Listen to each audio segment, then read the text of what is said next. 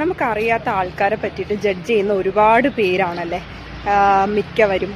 അപ്പോൾ അതായത് ഇപ്പോൾ ഏതെങ്കിലും നമുക്ക് പരിചയമുള്ള ആളോ പരിചയമില്ലാത്ത ആളോ ഒക്കെ ഏതെങ്കിലുമൊക്കെ ഒരു കേസിൽ കുടുങ്ങിയിട്ട് അല്ലെങ്കിൽ എന്തെങ്കിലും പ്രശ്നത്തിലായി അവർക്ക് എന്തെങ്കിലും പറ്റി എന്ന് പറയുമ്പോൾ നമ്മൾ അത് സത്യമാണോ കള്ളമാണോ അല്ലെങ്കിൽ അവർ പെട്ടതാണോ കുടുങ്ങിയതാണോ എന്നൊന്നും ആലോചിക്കാതെയും ചിന്തിക്കാതെയും ചോദിക്കാതെയൊക്കെ നമ്മൾ അവരെ പറ്റിയിട്ട് ജഡ്ജ് ചെയ്യും. അതായത് അയ്യോ അവനെ കണ്ടാലേ അറിയാം അല്ലെങ്കിൽ അവളെ കണ്ടാലേ അറിയാം അങ്ങനെയാണ് ഇങ്ങനെയാണെന്ന് പറഞ്ഞിട്ട് നമ്മൾ സമൂഹത്തിൽ അവർക്കെതിരെ കുറേ കാര്യങ്ങൾ അങ്ങോട്ട് സ്പ്രെഡ് ചെയ്ത് കൊടുക്കും. പക്ഷെ പിന്നീടായിരിക്കും അറിയുന്നത് ഈ വ്യക്തി നിരപരാധിയാണെന്നും അയാൾ ചിലപ്പോൾ കേസ് നടത്തി അയാൾ നിരപരാധി ആയിരുന്നു അയാൾ പെട്ടതാണെന്നൊക്കെ പിന്നീടായിരിക്കും മനസ്സിലാവുന്നത്. പക്ഷെ നമ്മൾ ചെയ്യുന്നതോ ഇവരെ പറ്റിയിട്ടുള്ള ഡിഫെയിം ചെയ്ത് സംസാരിക്കുക, ജഡ്ജ് ചെയ്ത് മോശമായിട്ട് ഒരുപാട് കാര്യങ്ങൾ നമ്മൾ സ്പ്രെഡ് ചെയ്തിട്ടുണ്ട്. ഇവർ പിന്നീടും ഈ സമൂഹത്തിൽ വന്ന് ജീവിക്കേണ്ടവരാണ്, ഇവരൊക്കെ ഫേസ് ചെയ്യേണ്ടവരാണ് എന്നുള്ളത് നമ്മൾ ഓർക്കുന്നില്ല. അയാൾ സമൂഹത്തിൽ അപമാനിതനാകുന്നു, അയാളെ ഒറ്റപ്പെടുത്തുന്നു, ഇങ്ങനെയൊക്കെയുള്ള കാര്യങ്ങൾ പിന്നീട് ഫേസ് ചെയ്യുന്നത് അയാളാണ്. പക്ഷെ നമ്മളോ അയാൾ ഈ കേസിൽ നിന്ന് രക്ഷപ്പെട്ടോന്നോ അല്ലെങ്കിൽ അയാൾ നിരപരാധിയാണോന്നോ ഒന്നും അന്വേഷിക്കാതെ അയാളെ പറ്റിയിട്ട് നമ്മൾ ഡിഫെയിം ചെയ്തിട്ട് മാത്രം സംസാരിക്കുന്നു. ഈ സമൂഹം അയാൾക്ക്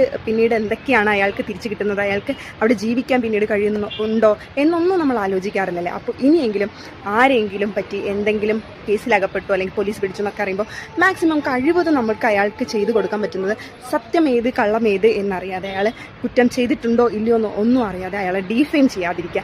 അവർക്ക് ഇനിയും അവർ സമൂഹത്തിൽ ജീവിക്കേണ്ടവരാണ് എന്നുള്ളത് നമ്മളെല്ലാവരും മനസ്സിലാക്കിയിരിക്കുക. അപ്പോൾ ഇത്തരം കാര്യങ്ങൾ ചെയ്യുന്നവരുടെ ശ്രദ്ധയ്ക്ക് ദയവ് ചെയ്ത് ആരും തന്നെ ആരെയും ഡിഫെയിം ചെയ്യാതിരിക്കുക, ആരെയും തന്നെ ജഡ്ജ് ചെയ്യാതിരിക്കുക.